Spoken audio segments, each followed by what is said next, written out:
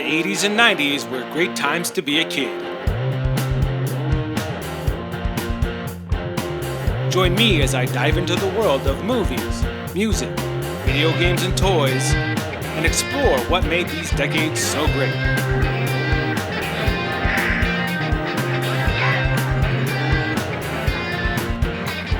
This is the Big Retro Show. Hey, what's up you guys? This is Los and welcome to the Big Retro Show Christmas Special. Now, I know that a lot of people are doing these Christmas specials and that these things are basically a dime a dozen, but the beauty of these things though is that you get to share with everyone some great Christmas memories, and that's what I'm going to do for you today. So today I have two Christmas memories that I kind of wanted to talk about, and they're both gaming related, and it made the holidays really special for me as I was growing up. But I want to preface this whole discussion by telling you that my family wasn't rich. We weren't poor, but we were not rich. So knowing that, Christmas time was always a special time for us because it was the one time of the year that we could get basically anything that we asked for as long as it was within reason. So the very first memory that I want to share with you is when I received my very first console, and that was the ColecoVision.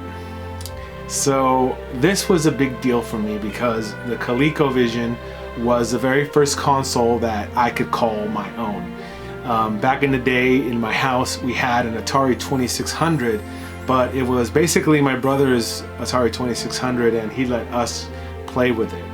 My brother bought all the games for it. I remember playing Grand Prix, I remember playing E.T., Pac-Man, Asteroids, Warlords. I remember playing all of these cool games on the Atari 2600, but it was never really mine. But that changed one Christmas, and I can't really tell you how old I was, but it was back in the day.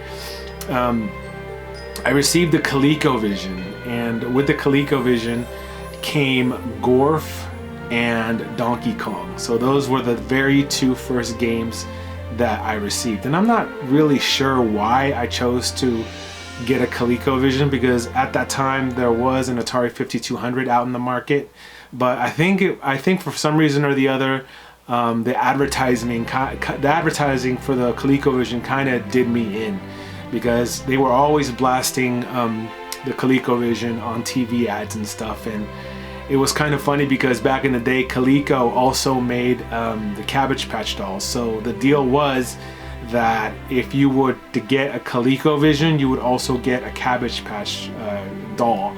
And back then the Cabbage Patch dolls were the rage. Everyone wanted one. I mean, I hated them. I thought they were ugly. I still think they're ugly, but these things caused quite the uproar back in the day. Anyhow, back to the ColecoVision. So the ColecoVision was my very first system. This was the very first system that I could call my own, and I loved it. I used to play Donkey Kong on this thing, and Donkey Kong was a pretty decent port for the ColecoVision back in the day. Also used to play a lot of Carnival. That was a game that also comes to my memory when thinking about the ColecoVision. And I played a lot of Gorf. As my collection for the ColecoVision grew, I started playing a lot of burgertime. Now, burgertime was one of those games that was fun and amusing, and it was an alternative to Pac-Man, where Pac-Man all you did was eat, pellets and power pellets and get chased by ghosts and whatnot. But in burgertime, you actually got to build the hamburgers, and you ran around as a chef in a chef's hat, and you had like sausages chasing you, and you had like eggs chasing you, and all these weird kind of little creatures. And I remember one thing about that game was that the music was just crazy repetitive, but for some reason it didn't bother me back then because I was a kid and I was playing video games, and what could be more fun as a kid than to have your own video game system playing your game that only you could play because it was your system. And so I think burgertime stands out as one of those games for me that that really kind of defines my whole ColecoVision experience, because that was one of the games that I used to love on it. The other special kind of reason for this game is that one of my uncles bought a ColecoVision, and he would have me over on the weekends, and we would play Miner 2049er. And that's a game that most of you guys have never heard of, but it's a fun game. And there was one part in Miner 2049er, and I think that, oh my gosh, I think it was Nefarious West who was talking about this game when he was showing his Coleco games to you guys. And there was one part where you are in this level where there are elevators, and we could not figure out how to finish this level, but you know, we were determined to do it. We just could never figure out how to do it. And so one day I was playing with the buttons, because you see the ColecoVision was kind of the controller was a little bit unique. The ColecoVision controller was not at all comfortable. It had two kind of buttons on the side of it. It had a keypad in the middle of it, and the joystick itself was like this stubby round little controller. And so one day I was playing Miner 2049er, and I began pressing some buttons, and somehow I magically pressed the right button, and I got teleported to one of the levels that was so hard for us to figure out how to beat. And I remember feeling so accomplished getting to this milestone in the game, because we had studied and studied and studied, and this was the days before the internet, so we couldn't look it up on the phone, and we couldn't, you know, ask anyone about it, because to be honest with you, not a lot of people had a ColecoVision around my neighborhood when I was growing up. And so, you know, this was a big accomplishment, and we celebrated it with my uncle. And you know, from time to time when we're at family gatherings and we see each other, I always mention the Miner 2049 and him and the ColecoVision. Although I don't know if he remembers it, but as well as I do, because you know, for me it was a bigger deal. I guess it was because I was a kid. But yeah, that's one special Christmas memory that I will always have and I always cherish. And you know, God bless my parents, because they're the ones who bought me this stuff to play with. And you know, if it wasn't for them, then I wouldn't have anything. And you know, sometimes as an adult, I think about those moments, and you know, I want to replicate that with my children, and just to get them the things that they want and stuff. Because there are so many people out there without, you know, parents, without the money, without the means, and they want these things and they can't get them. So you know, believe me, I know that I was blessed when I was a kid. We weren't rich or anything like that, but my parents worked hard to get us what we wanted. So the other memory that I kind of wanted to share with you is kind of funny, and I don't remember if this was 1988 or 1989, but I had a Nintendo at that point, and the two games that I really was dying to get were Mike Tyson's Punch-Out and Bionic Commando. So I begged my mom for these games. I begged her for them.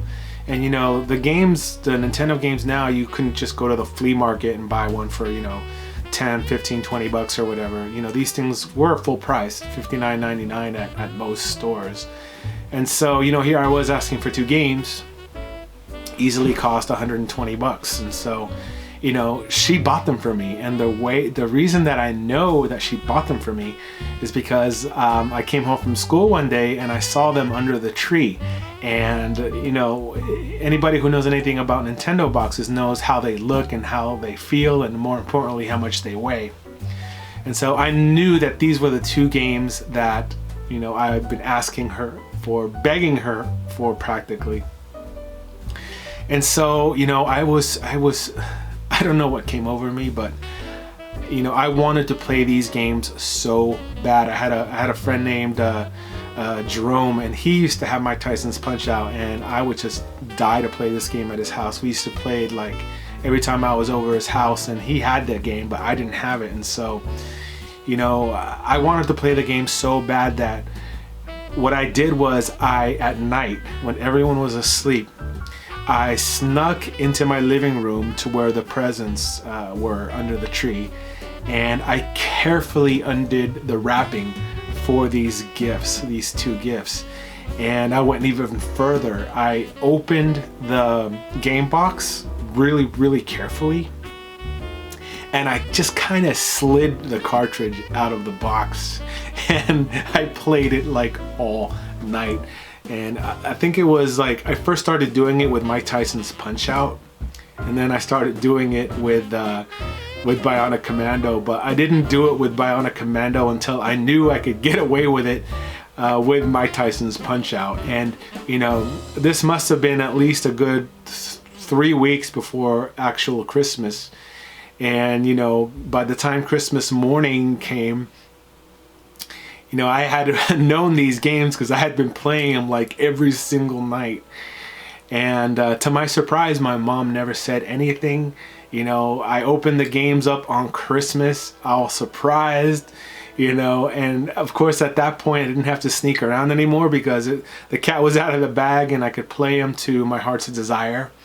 But that was one memory that stands out because, you know, these are things that I used to do just because I loved video games so much, and that love has lasted through adulthood. And I know it's like that for a lot of you guys. A lot of you guys have these awesome gaming memories and stuff like that. And you know, as the holidays roll around and as Christmas comes around and stuff, and you know, we see these deals and we want to buy these games and stuff, it's hard to forget how this all started for me back in the day.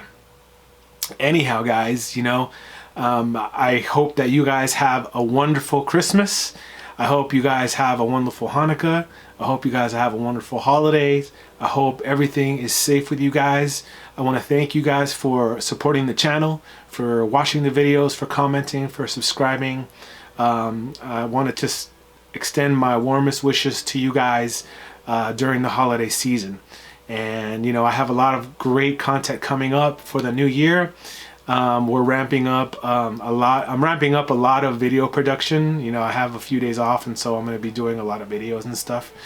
And you know, I just couldn't. I wouldn't be here without you guys. You know, I made a lot of great friends on Twitter, on YouTube, and I never thought I would be part of such an awesome community. That is the retro gaming community that I am in. Anyhow, guys, hope you have a wonderful week. Hope you get all the presents that are coming to you. I mean, if you were getting some coal, then I guess you had it coming to you. But if you, you know, get the games that you want, let me know in the comments what you got for Christmas. And I would love to see that. Anyhow, guys, I will see you on the next Big Retro Show.